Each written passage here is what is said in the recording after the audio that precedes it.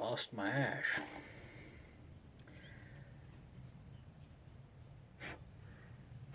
That's all right.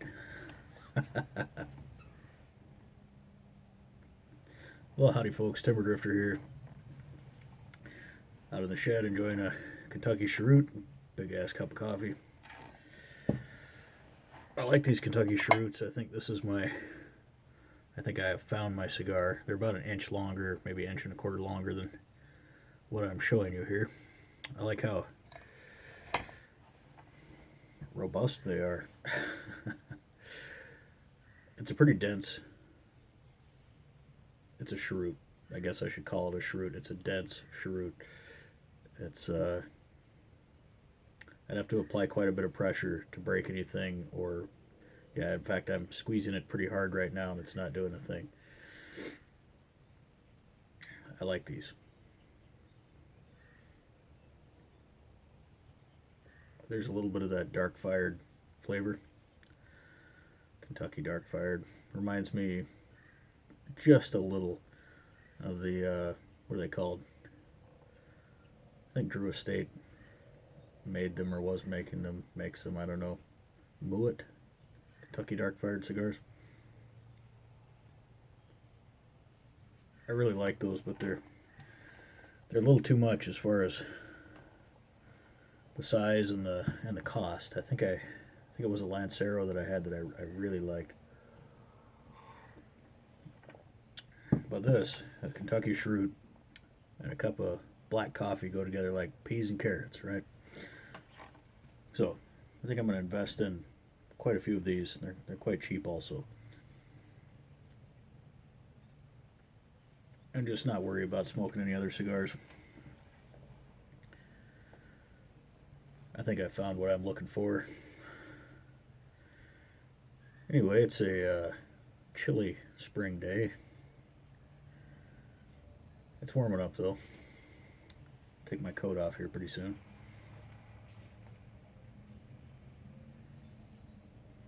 There was actually someone mowing a yard earlier. I think it's 40 degrees out and I could hear a mower running. The grass is growing. People are putting their gardens in. The redbud trees are blooming out. Poison ivy's coming out. It's a gorgeous time of year. The white bass and crappie are intermittently running.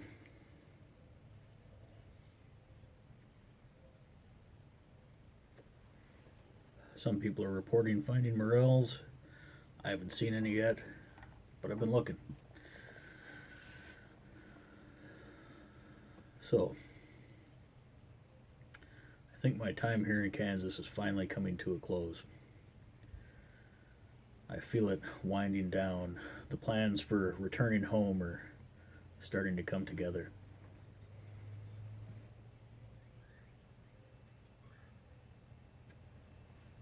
I'm looking for an affordable vehicle to buy.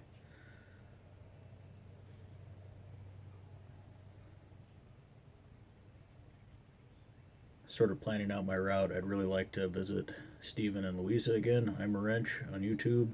And I'd really like to visit the Artful Codger as well. I'm going to try to make that happen.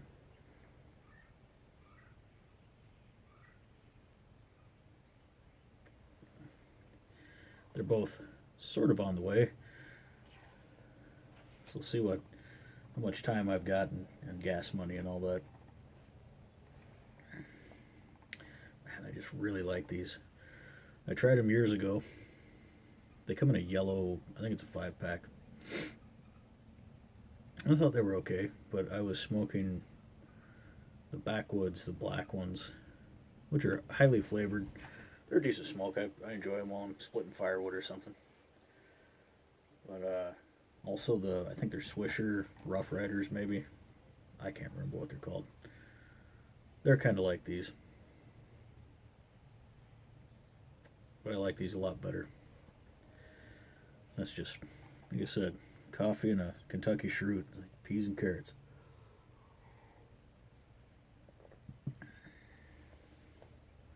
Meat and potatoes.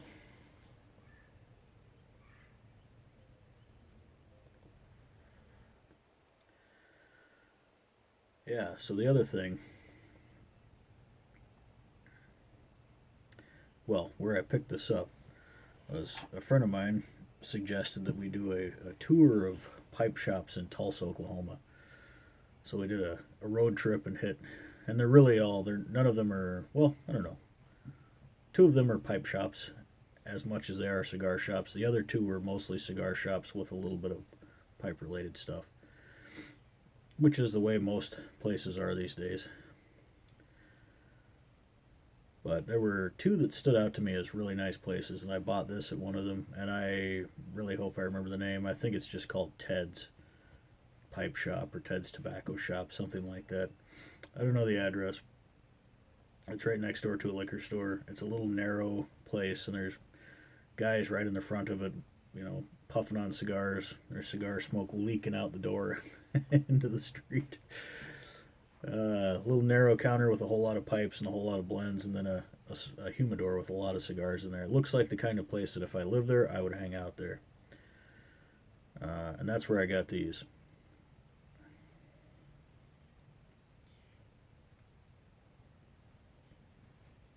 But I'll probably be ordering some online.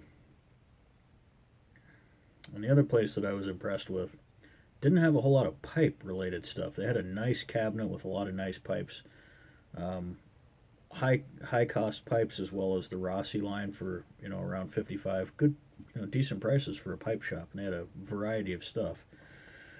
They had a few pipe blends, but the guy that was behind the counter, who was a really nice guy, I didn't catch his name. He told me that they have a pipe meetup. I think it's twice a month, he said.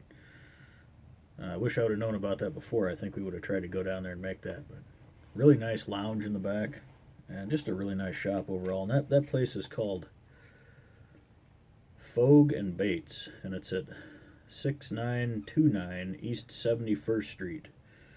Or, I'm not sure which one we were at, 1340 East 15th Street, Tulsa, Oklahoma. I'm just going to put this up here. Let's see.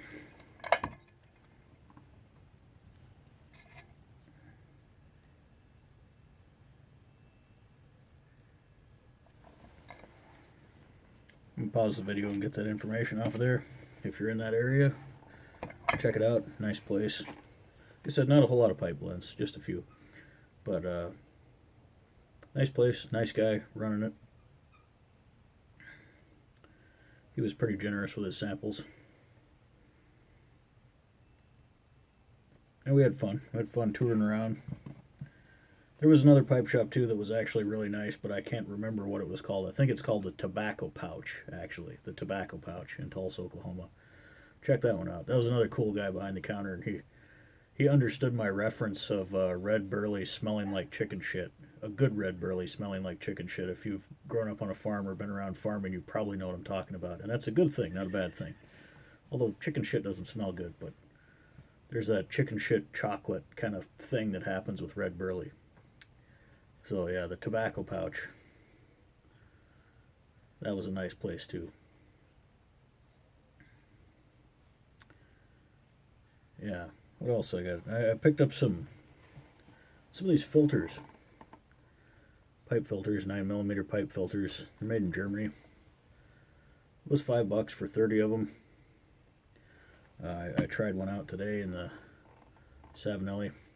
This pipe is really quickly becoming a favorite.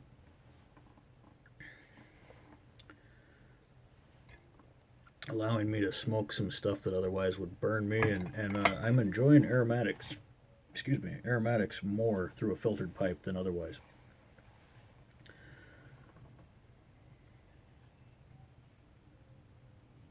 Adds kind of a whole new dimension for me. It makes a drier smoke, which in an English or even a Virginia blend might irritate my mouth, being a drier smoke. But the some of the aromatics that I like, the filter dries them out, and I can taste the flavors better. It's nice.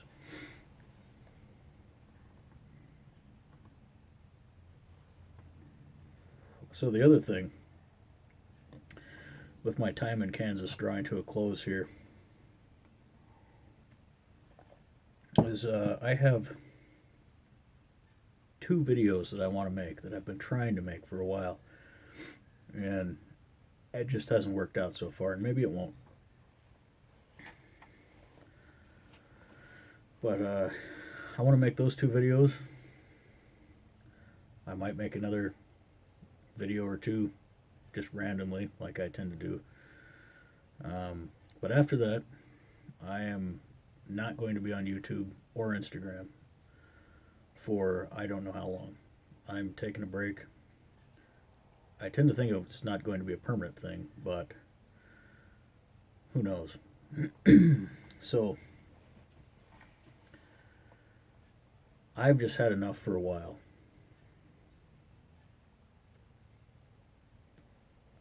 And it's not just that I won't be making videos or posting pictures. I won't be on the internet. Other than I'll probably check my email once a week. That'll be it. I won't be on the internet if I don't need to be. I don't intend to watch YouTube. I don't intend to look at Instagram. So I've just had enough for a while. I'm worn out with it. While I've been here in Kansas, and even months before that when I was in Pennsylvania, essentially while I've been away from home, I have been spending far too much time online. It's changing the way my mind works. I don't read as much as I used to. I really miss reading. I just can't concentrate on it. And I'm a little too involved in what's going on. Not as much in the YouTube pipe community, but other places that I just, I don't need to be.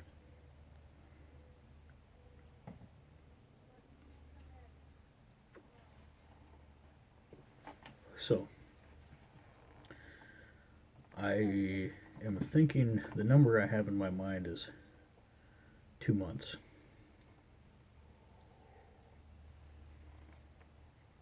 I think I'll do offline for 2 months, and that will probably work just fine because when I go home,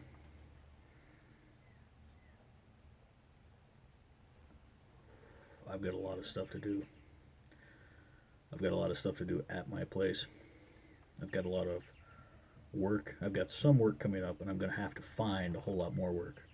I'm going to have to be hustling, and I'm not going to have time for making videos or watching videos. So I don't have internet access, so if I want to watch videos, I have to go to a public library, which takes time out of my day, and it's not close to where I live.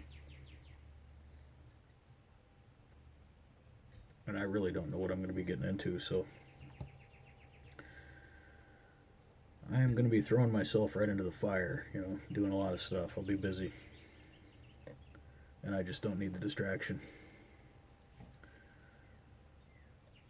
As well as I want to refocus on some of my friendships and relationships at home rather than the ones that I have online. There's nothing against anyone online. If I don't like you online, I don't interact with you, period. That's not a problem. And there's plenty of people that are trying to interact with me, and I don't have time. It's not that I dislike you. I just may not have time. But I appreciate you reaching out. Yeah, that's where I'll leave that. So I'm looking forward to dropping out for a while. I think it's going to be good. Kind of re-enter the offline life again. I'm looking forward, honestly, I'm so looking forward to being home and being away from constant television and appliance noises and traffic sounds and neighbors.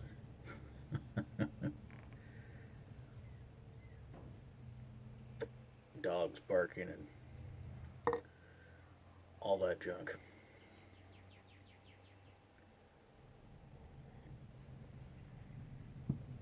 So, like I said, I got a few more videos. In me, if I can make them work. And then I'll drop out for probably 2 months. Things will be up for review. See if I feel like coming back. As I say, any of you that we've communicated, don't take it personal. It has nothing to do with you. I just got to go live my offline life for a while. Maybe permanently. Who knows?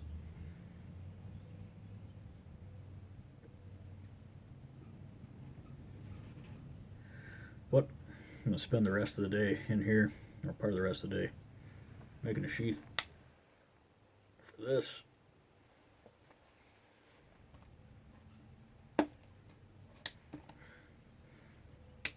And another one for this.